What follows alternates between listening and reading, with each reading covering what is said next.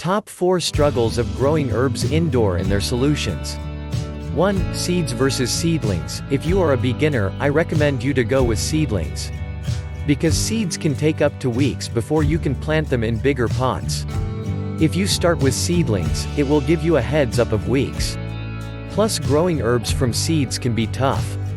Seedlings can encourage you to grow more and more. You can find seedlings of herbs from a nursery or seed store.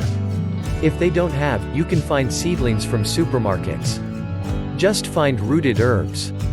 The only problem with the seedlings is, there are not many varieties of herbs you can find in nursery or seed store. 2. Lighting. Most of the herbs need full sun, which typically means 6 to 8 hours of sunlight. If you have a south and southwestern facing window at your home, you can easily provide full sun to your herbs. If not, you can provide supplement light using LED grow lights. LED grow lights are an awesome and excellent choice for your herb garden. You can even grow your herbs inside your kitchen using these grow lights. 3. Watering needs. I can tell you that you need water each herb plant this time, this much and this way. But that would be wrong.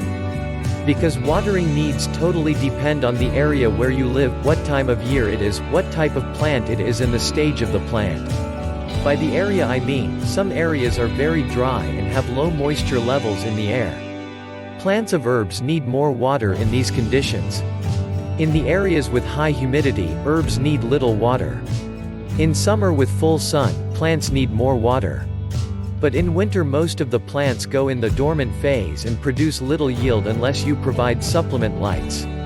In the dormant phase, plants need very little water. Some of the herbs need more water than other herbs, like rosemary herb love dry soil. At the seedling stage, herbs need more moisture levels in the soil. The best method to check if your plant needs water is to use the finger method. Stick your finger in soil about 2 inches, if it feels dry, water your herbs. You need to master your herbs in terms of watering needs. There is no guide that is 100% right. 4. Selection of container. It is not just herb, every plant needs drainage for best growth. So always choose a container with a drainage hole or your plant can have fungal problems. You can pick a medium-sized pot with a drainage hole. Grow bags are also a great choice for an indoor herb garden. They are great for drainage of water and air circulation between roots and the environment. Air circulation is also very necessary for the health of plants. Read 4 more hacks for an indoor herb garden on www.slickgarden.com. Link in the description box.